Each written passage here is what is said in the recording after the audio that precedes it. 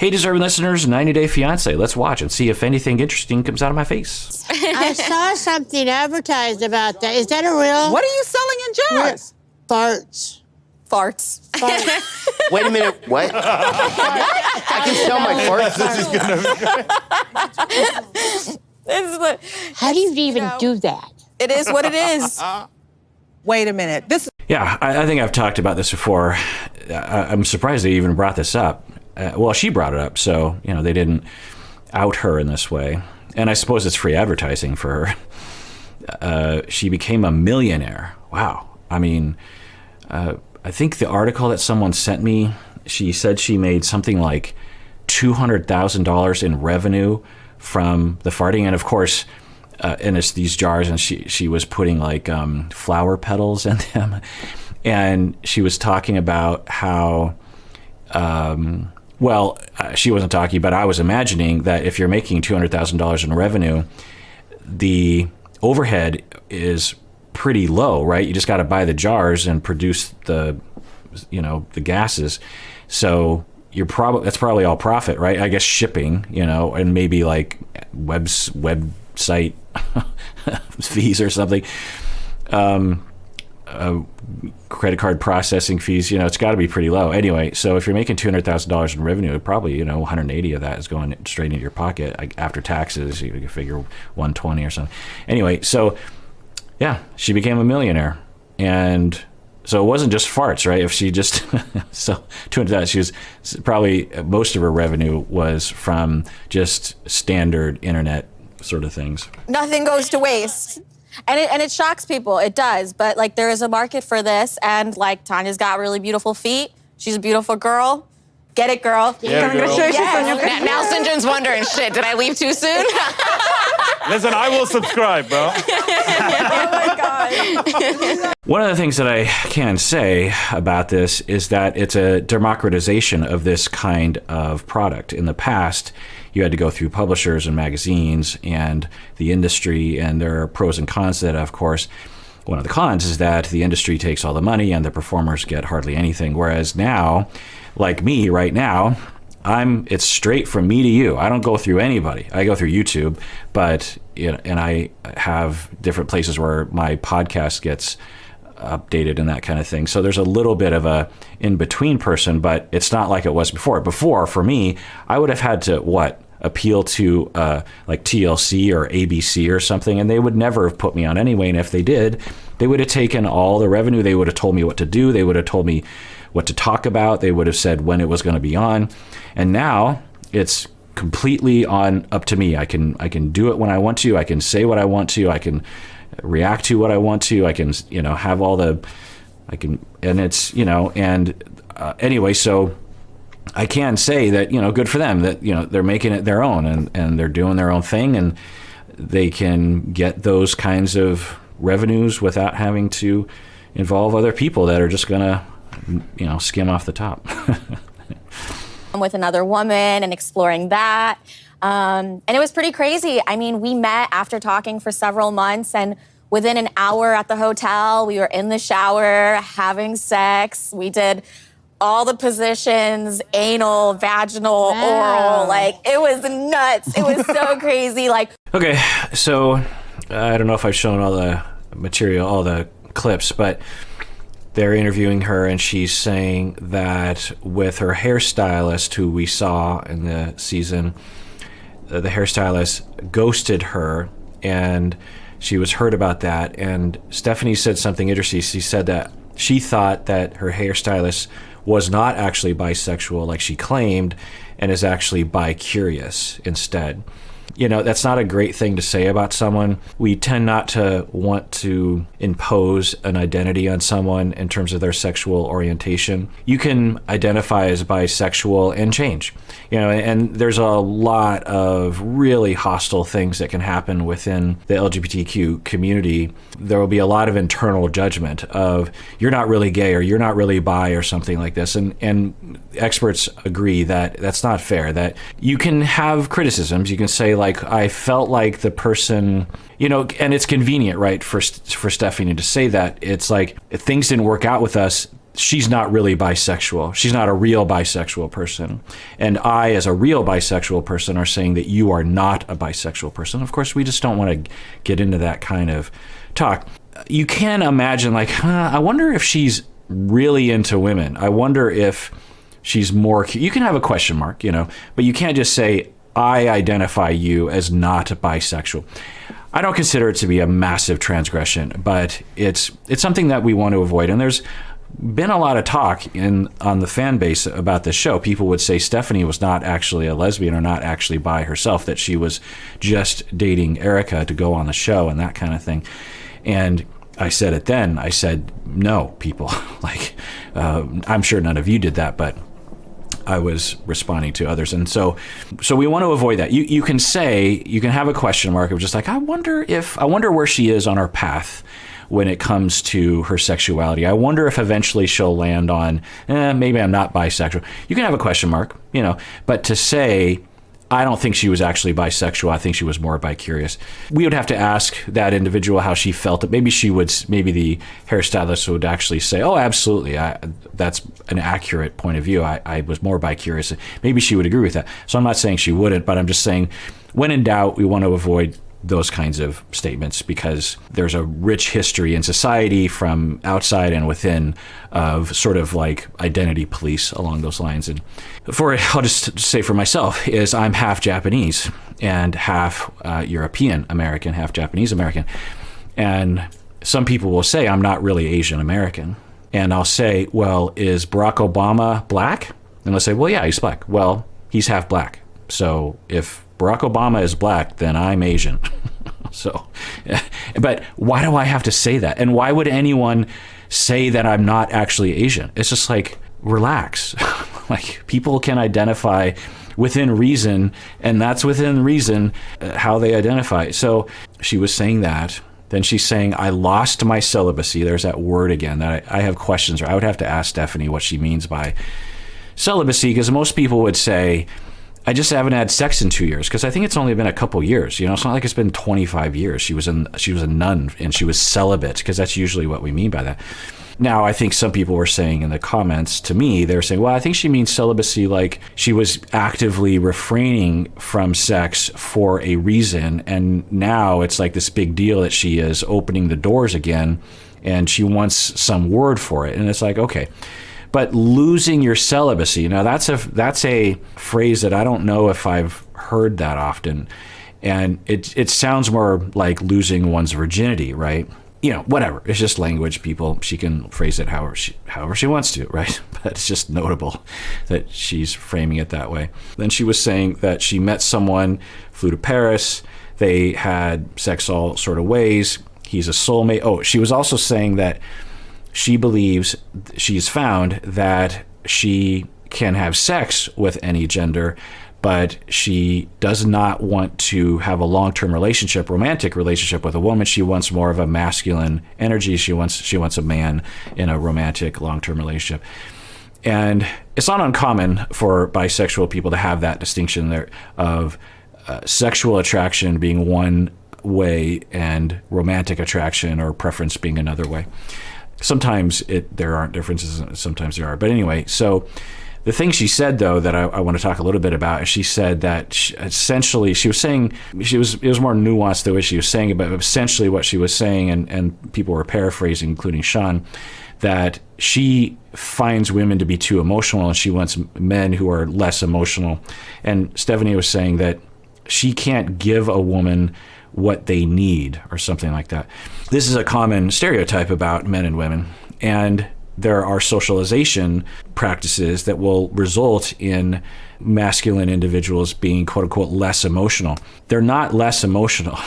In fact, they have the same amount of emotions, perhaps even more, because they're denied the ability to express them and talk about them and acknowledge them. Men are not less emotional. Now, might she be attracted to a more masculine sort of person? Might she be attracted to someone who suppresses their emotions a little bit more, or deals with their emotions in a different way, or doesn't like the way that typically women will? The other thing is there's a bell curve and there's a lot of variability within all the genders. Some people, regardless of gender, tend to express their emotions quite openly and some don't. So this notion like men are one thing and women are another doesn't make a lot of sense. Now, for her, are there averages that happen as the result of socialization, perhaps biology, but definitely socialization? Yes. Multiple orgasms. Wow. Yeah. It was nuts. Yeah. And I've never had that before. Wow. So I'm glad for her. Actually, the other thing I'll say that she is saying is that her loss of celibacy has been going really well because she was saying, I've never felt so in tune with my body. I've never felt so liberated. I've never felt so free and enjoying myself. And that is the journey that she was on this season, and I'm really happy for her in that way, because in the beginning of the season, the way she, and I would comment on this, the way she was talking, there were some difficult times, perhaps traumas around sex that she has experienced, or around body and that sort of thing. And then some perhaps bad luck with partners or some incompatibilities with partners that would lead to negative experiences with partners. And then she would draw these conclusions like, are all men like this, or all women like this, and are people like this? Am I like this? And she seemed to be drawing these conclusions that resulted in her saying, I don't want to have sex. I can't have sex with, which is perhaps wise. Absolutely. She went to therapy, I'm pretty sure. So she, with intention and perhaps with a lot of care, she stepped into sexual relationships and started, there was the woman in the bath and then the guy in the bath. And then she talked about how the guy in Paris was in the shower. And let me comment on that a little bit.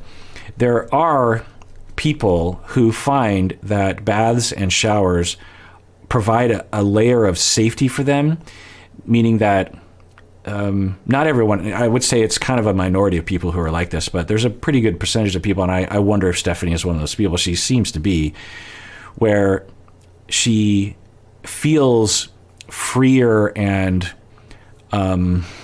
better able to tolerate body issues or shame issues or touch issues or being seen by someone else issues when you're in a shower, when you're in a bath.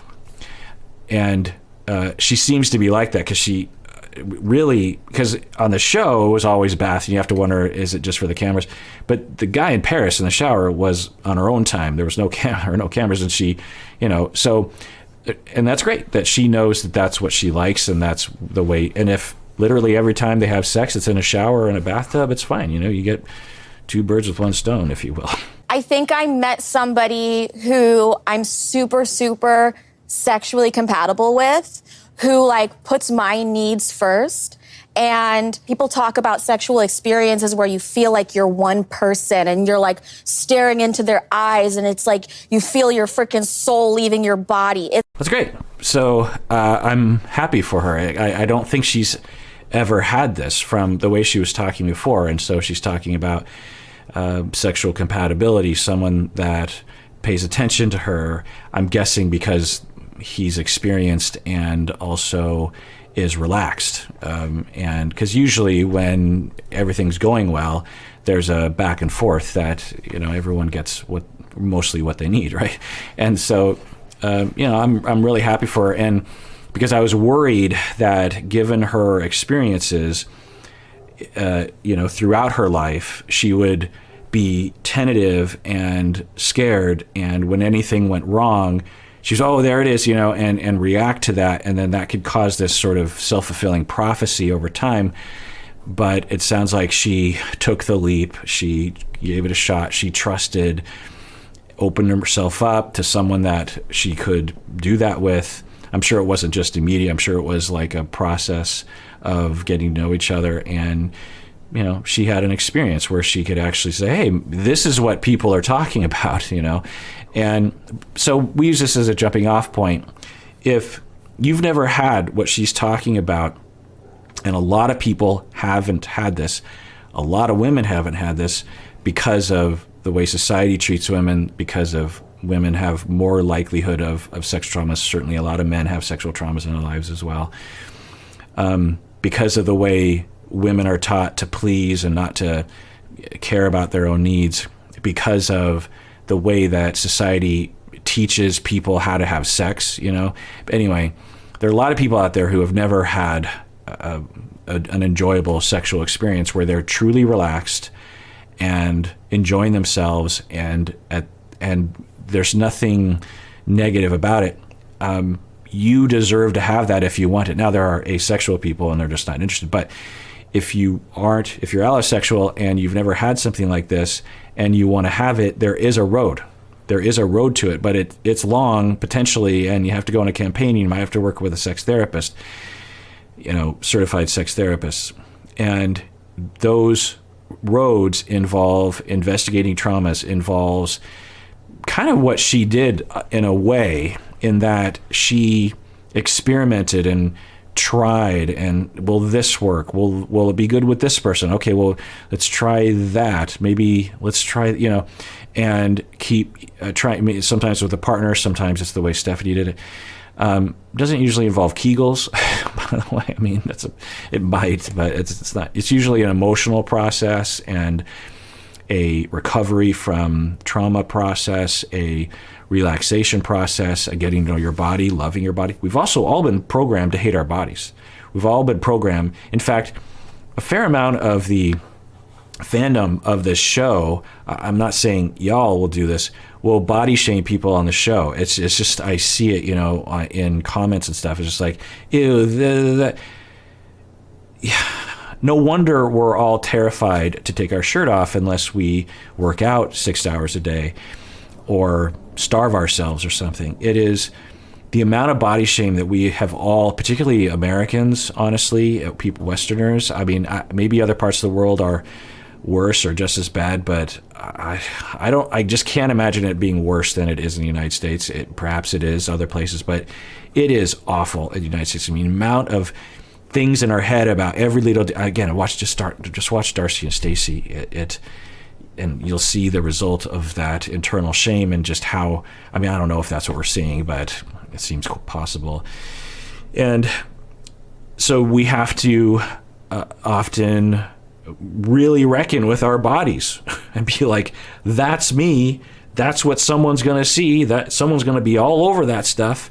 And I have to be chill, not only chill, but like enjoying them taking this in.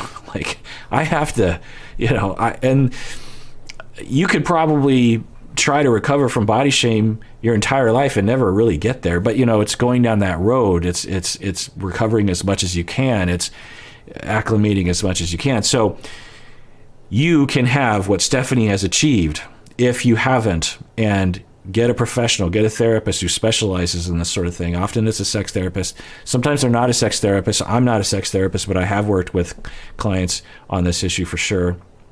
There are books out there. There are YouTube channels. There's a path, because a lot of people that I find who are in that state of sexual dissatisfaction, allosexual people with sexual dissatisfaction, they just say, well, this is the way it is, right? I mean, this isn't just how everyone has sex, or I don't know, I'm just a loser or something.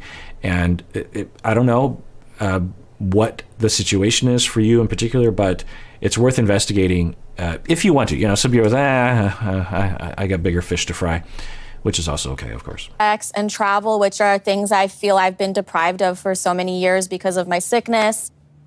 Now, Stephanie, you shared during the season that you never really enjoyed sex. I had self-esteem issues, and I was also on medication that made me feel very asexual. Okay, so good. That was my suspicion, because in the way she was talking at the beginning of the season, she was blaming a lot of people about how bad they were in bed. And, maybe that was a factor, and certainly that could have been the case, and I allowed for that possibility for sure, but it sounded more like she just wasn't comfortable and hadn't found someone to be comfortable with.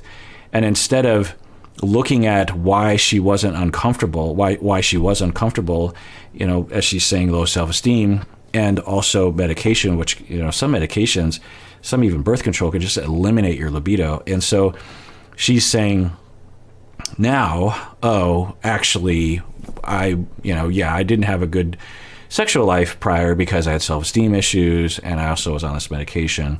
So I'm glad she's able to be confident enough to talk about those things. 'Cause, those are real things that are very often the case when it comes to people with her kind of story. But I've gone into remission. I'm off a lot of those medications. My sex drive has returned. I've been trying to work on my self-esteem, my confidence. And honestly, I just had to let it go and just have fun and get to know somebody and just trust my body and trust myself to know what to do. Interesting. I don't know if this is the case for her, but we know that she's suffered from a pretty severe illness for a number of years and near-death experience. It's almost killed her. She's been, I think in the hospital a lot. And when that happens, or something like that happens, you can have a really complicated relationship with your body in that you look at your body just like it's broken and it betrays me and it's I can't trust it to do what it's supposed to do, and I don't want to approach it. And getting into bed with someone and having sex with them often involves trusting your body. It often involves everything's going to work like it's supposed to work. And when you're used to looking at your body and saying things don't work the way that they're supposed to work, it's hard to get excited about having sex, particularly if you don't trust your partner enough to adjust to those incursions. It doesn't mean you can't have enjoyable sex, but it means you need to be very communicative. You have to have a lot of self-esteem. You have to have a communicative relationship with your partner. Like if you have back pain or something and just oh, my back's hurting, this is hurting, can we move a little bit? Instead of, well, I don't even want to attempt that because I don't trust my partner in terms of their ability to adjust if I do have back pain. There are things you have to do. So, it sounds like for her, she is recovering. She's having a good health time, able to reduce the meds that impacted her libido, able to get in touch with her body, really trust it, and say that, I'm strong enough and I'm good enough and my body is working like I want it to. And so I can, be with someone and not have it go horribly wrong. So, I'm really happy for her in that way. I like being tied up.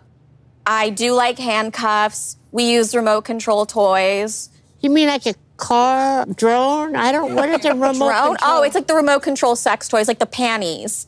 Really? I've never, I've been out of the market for a while. But it's just it's a part of exploration. You're just... Yeah, it's fun to see the interactions between the cast members. So Debbie's like, oh, remote control, like a remote control car? Not that would be off the table. I'm sure there's a fetish. If there's a fetish for her farts, there's a fetish for remote control cars. But it's other kinds of things. And so what else is... The other thing I'll say is that if any of you all, and I'm guessing there's a percentage of you this applies to, are struggling with libido, there are campaigns you can go on to try to figure out if there's a way to increase one's libido, if that's what you want to do. You don't have to, obviously, but there are things. And there's a lot of people who will lose their libido for various different reasons and just be like, well, this is life, or this is what it's like to be older, or this is what it's like to be in a long-term relationship, or this is what it's like to have kids, or this is what it's like to, this is who I am now. And, if that's your choice, of course, but it doesn't have to be that way if you don't want it to be that way. It might always be that way. I'm not saying that there's always a magic bullet, but there are. I find that people don't know that there are ways, that there are things you can explore. There are support groups. There are, things on the internet you can educate yourself about. Of course, be careful about that. There are professionals you can work with, sex therapists, for example, sex specialist physicians, medical professionals who specialize in that. You want to look at your medications. You could talk with, if you're taking meds that are causing problems, you could talk with your prescriber about your libido. And I find that medical doctors, some, not all, have a hard time bringing this up. They'll prescribe the med and they'll just hope that you learn about the libido issue, and they won't talk openly about it with you and talk about your options regarding that because often, we're talking about a physical issue that might be of a higher priority than your libido. But that doesn't mean that your libido is completely ignorable. And for some people, like I said about birth control pills, there are some hormones that people take there's a lot of different kinds of birth control pills. there's some that will effectively just eliminate your libido. Well, that kind of defeats the purpose of a birth control pill for some people. It's just like, well, the reason why I was taking it is so I could have sex and not get pregnant, but now I don't even want to have sex anymore. So there are things to do, and you deserve at least to explore that as a campaign to see if there's a solution for that. You know, I'm learning what I like. So I love it when he spits in my mouth. Wait, what? What? Spits? What does it mean, spits? No spitting. You know there's COVID, right? I like it, you No, know? don't do that. But why? You know, we were in the heat of the moment. I was just like, you know what? I kind of want you to spit on me. Yeah, I mean, it's common for BDSM type of pleasure. She's talking about liking to be tied up. That's actually a very common kink, or, you know, sometimes it's like, at what point do you call it just regular human sexual preference, you know? And I think tying up is so prevalent that we would just call it vanilla sexual preference. Of course, not everyone likes to do that, but so she's saying she likes to do it, and then she says she wants him to spit in her mouth and on her. It's usually what it is. I don't know for her, but usually the emotional valence around that is one of humiliation and of control. And, you know, it's a, you know, masochistic. That's what BDSM, the M in there is, you know, masochism, the pleasure of being consensually controlled or harmed. That's the key, is consensually. The vast majority of people in the BDSM world, they would not actually like, you know, it's not like they'd be turned on if someone just spit on them on the street. Like, it's about consensual. It's like, I know you're going to do things along these lines, or literally like, do this to me right now, or spanking, you know, that kind of stuff. So that's what she's talking about. And I commend her for talking about it so freely. I'm sure some people are going to judge her like, gross, but you don't yuck other people's yum. And this is her storyline, and not a lot of people in her position would be so open. I mean, she's just spontaneous and authentic. And in a way, I don't know if we've ever seen her, in my opinion, so comfortable in her own skin, honestly. And I'm guessing this is attributable to the path that she's been on this season, sort of a self-therapy regimen, because the way she's just empathizing with other people, and the helpfulness that she's giving, and also just the free sex positive vibe that she has, is you know, it's a good model to follow. Like, let's try that. And he spit on me, and I was like, you know what? Like, that's kind of hot, because it kind of feels like you own me. You could do that again. Oh my God. Yeah. Wow. Okay.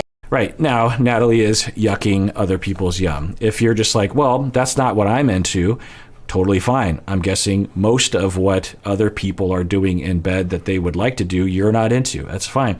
But you don't have to yuck other people's yums. Very adventurous. We'll just see where it goes. Sex and freedom. Yeah.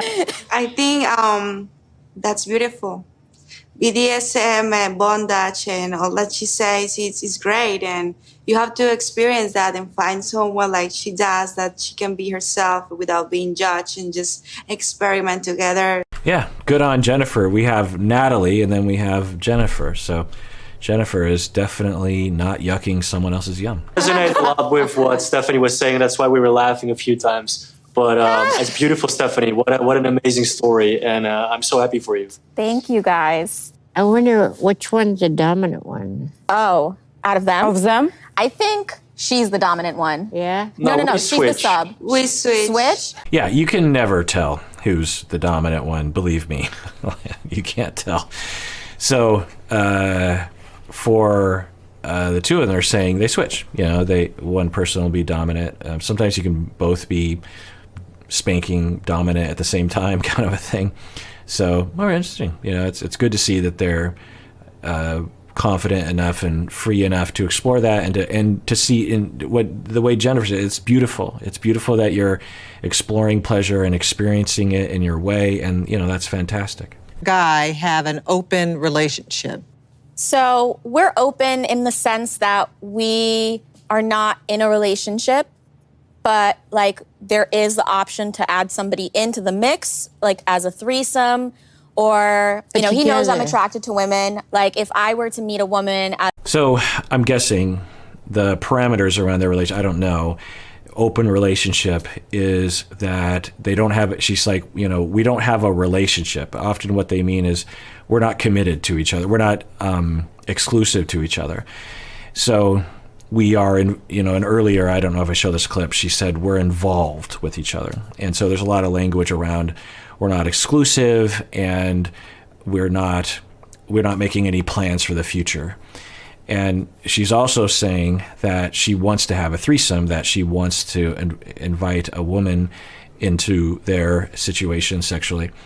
And yeah, so now I want to point out that when Stephen talked about a threesome, a lot of people, not everyone, but a lot of people were judging him as being disgusting because they think that the threesome preference was disgusting when they don't like Stephen. So if you don't like someone and they talk about a threesome, or if it's a man and they talk about a threesome on the show, then it's gross. But when a woman talks about it, it's beautiful and fine. I'm not saying that's true. Of course, there's a lot of judgment. We actually see some judgmental faces happening right away about the threesome. But I just want to point out that, and I said this at the time, and someone else said it too. Who was it? I think it was, who was it? It was one of the women in the cast. But anyway, she was saying, it's totally fine that you want to have a threesome, but the problem is that and that's what I was saying as well. I was just like, well, he wants a threesome. It's fine. It's a normal preference that a lot of people have. But the problem is that he's pressuring his wife, and it's in line with all this other stuff that he's been pulling and da-da-da-da. Anyway, so with Stephanie, she's talking about that, and obviously that's great. Consensual threesomes, exploration of that, fantastic. At a lesbian bar, and let's say I want to take her home, if I were to talk to him about it, it might be okay. But no guys. But no men, yeah. That's off limits. And so we're hearing in the other thing I want to point out is that Debbie said, like, oh, he must really be really happy with you. That's not always the case. Not everyone likes to be dominant. There are people who actually aren't into BDSM, and they will have a masochistic person that will want to be tied up and want to be spit on and this sort of thing and thrown around and dominated. And regardless of gender, you might be like, actually, that's just not really my thing. I don't want to do that kind of stuff, because it actually takes a fair amount of energy. You have to get into it. It's a fair amount of motivation you got to get going around that kind of stuff. And particularly if you don't find sexual pleasure from it, you're basically just doing this thing for this other person, which is fine. But Debbie was implying like, oh, he must be super happy with you just because men are going to like to do that. And I'm telling you, that's not necessarily true. The other thing that they're talking about is she is more interested in introducing a threesome than he is, which is another stereotype breaker, right? Countless, I think even on the show, will say like, well, every man's always going to want a threesome. And it's like, no, plenty of dudes do not want to have a threesome. So because of the normal reasons why anyone wouldn't want to have a threesome, because it's complicated, because of jealousy issues, because of not wanting to be with a random person, all the regular reasons are present in all genders regarding threesomes. And it sounds like the person she's involved with is open to it, but not actively seeking it and open to talking about a conversation. It sounds like Stephanie is more the one trying to introduce that. what is he allowed to do? Nothing. Can you watch? You and the girl, or? Yeah, he could probably watch. He could touch me, but he can't touch another girl. He's not really allowed to talk to girls or even. Okay, so they're just talking about the parameters, and so the agreement that they have is he won't be with other people, but she potentially is going to be with other women, and she has introduced that, it sounds like, and he's like, well, okay. And it sounds like it's not a threesome that she's asking about. She's saying, you can be there, but you have to let me be with women because I don't want to be locked down to you, but I don't want you to be with other women, which is interesting, and it sounds like he's up for that. But that for her, and maybe she knows, and this is one of the things that people explore. It's like, look, I just realized that I'm too jealous of a person. I can't see that. You know, if you're okay watching me, then great. But I don't think I'm going to be able to watch you, and that's totally fine. You just have to be aware of that and talk about it. Oh, damn. Congratulations, that's good. Get out there and have fun. Well, Stephanie, thank you so much for being so open and telling us about these major life changes. We appreciate it. All right. Well, that does it for that episode of Psychology in Seattle. Everyone out there, please take care of yourself because you deserve it. You really, really do.